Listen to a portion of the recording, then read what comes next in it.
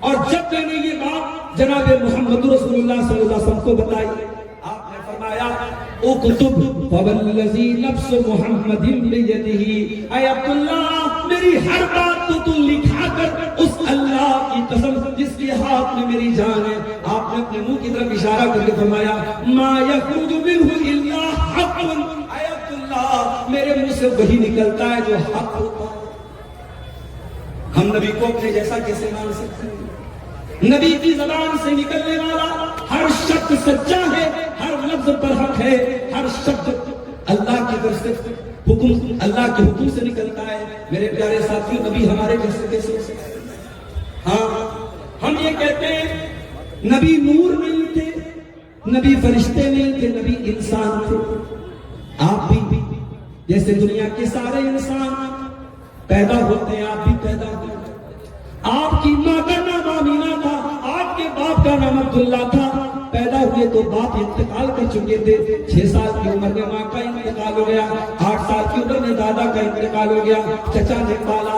آپ انسان تھے، بیمار بھی ہوتے تھے، تکلیف بھی آپ کو ہوتی تھی، آپ کے بدن پہ زخم بھی لگا، آپ کے دانت بھی توڑے گئے۔ آپ انسان تھے، آپ بشر تھے۔ ہاں یہ الگ بات ہے، اللہ نے آپ کو افضل البشر بنایا، اللہ نے آپ کو خیر البشر بنایا، اللہ نے آپ کو سارے نبیوں کا سردار بنایا۔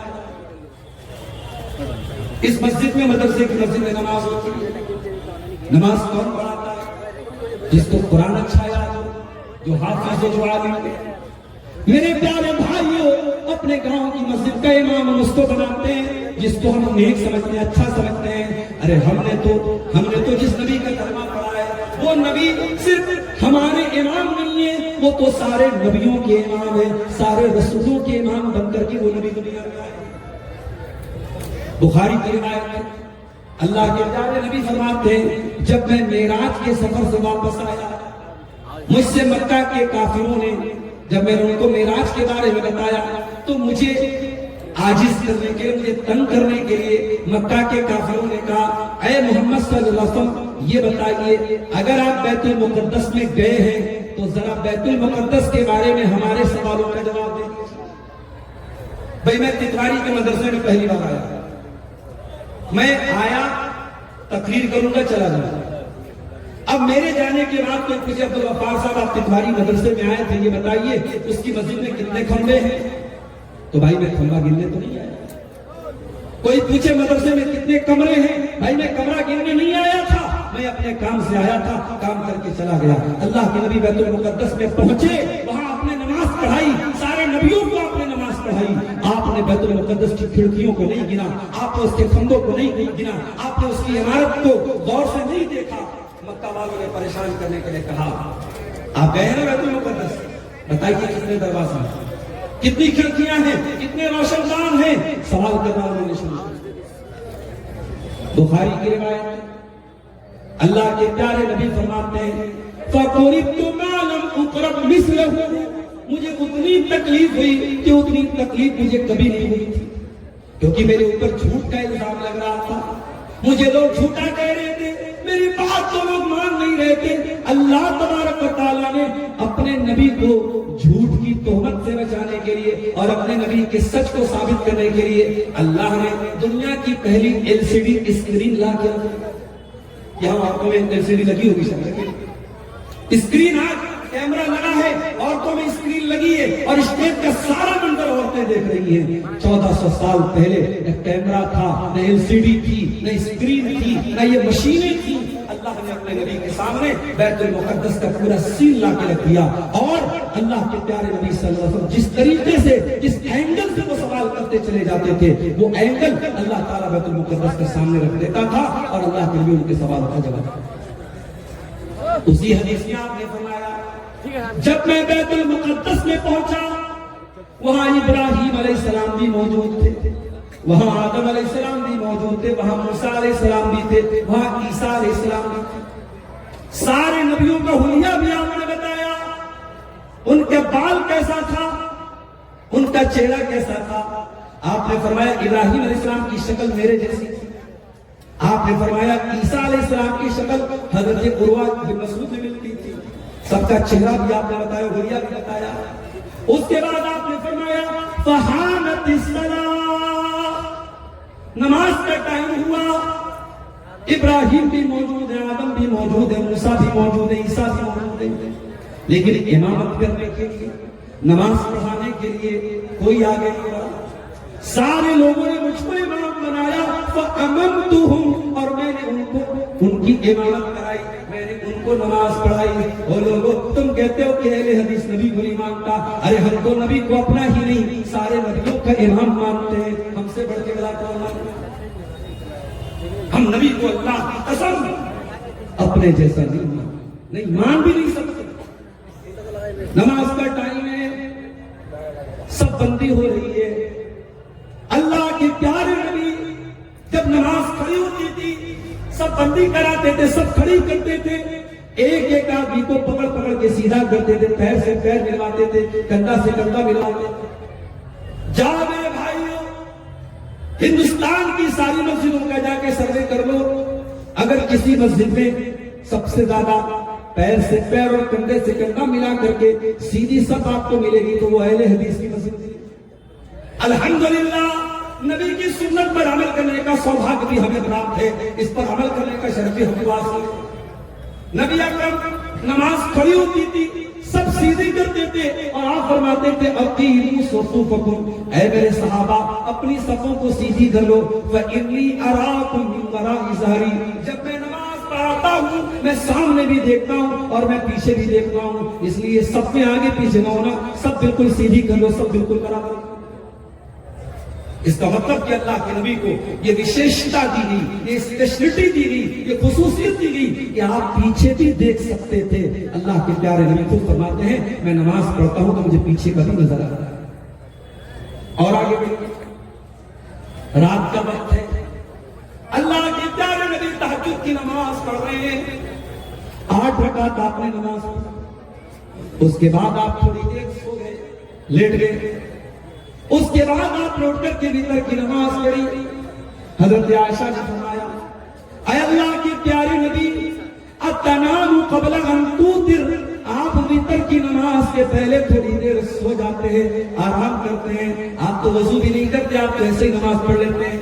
آپ نے فرمایا اے عائشہ میرا معاملہ دوسرے لوگوں کی طرح نہیں ہے، میں لیٹا تو تھا، تنام عینی ولا ینام قلبی، میری آنکھیں سو رہی تھی لیکن میرا دل جاگ رہا تھا، میں پورے ہوش و حواس میں۔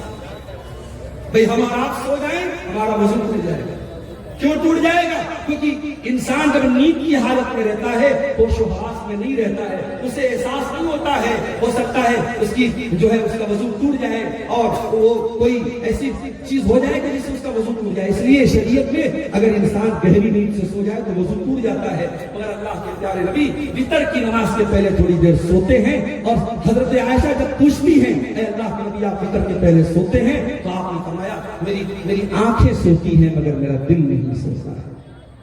ایسے تھے ہمارے پیارے نبی صلی اللہ علیہ وسلم۔ میرے پیارے ساتھیوں، ہم نے تو اس نبی کا کلمہ پڑھا ہے جس نبی کو اللہ نے پورے قرآن میں کہیں پر بھی یا محمد کہہ کے نہیں پکارا، نام لے کر کے نہیں پکارا۔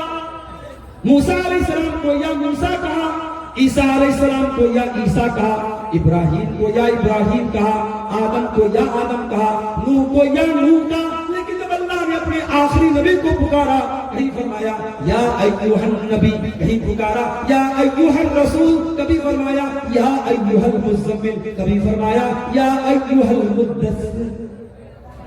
ارے میرے نبی کی شان تو یہ قرآن کہتا ہے وَرَفَعْنَا لَكَ ذِكْرَكَ، اے نبی ہم نے آپ کے ذکر کو بلند کر دیا۔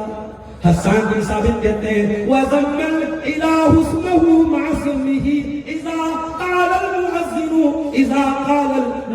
أَشْهَدُ، جب مؤذن اذان دیتا ہے، جب 5 ٹائم کی اذان دیتا ہے اور اشہد ان لا الہ الا اللہ کہتا ہے تو مؤذن کی اذان کمپلیٹ نہیں ہو سکتی، مؤذن کی اذان پوری نہیں ہو سکتی جب تک وہ اشہد ان محمد رسول اللہ نہ کہے، جب تک زمین قائم ہے، جب تک آسمان قائم ہے، جب تک دنیا میں اذان ہو رہی ہے، جب تک اللہ کی توحید کا ترانہ پڑھا جائے گا، محمد رسول اللہ صلی اللہ علیہ وسلم کی رسالت کا ترانہ نہیں پڑھا جائے گا۔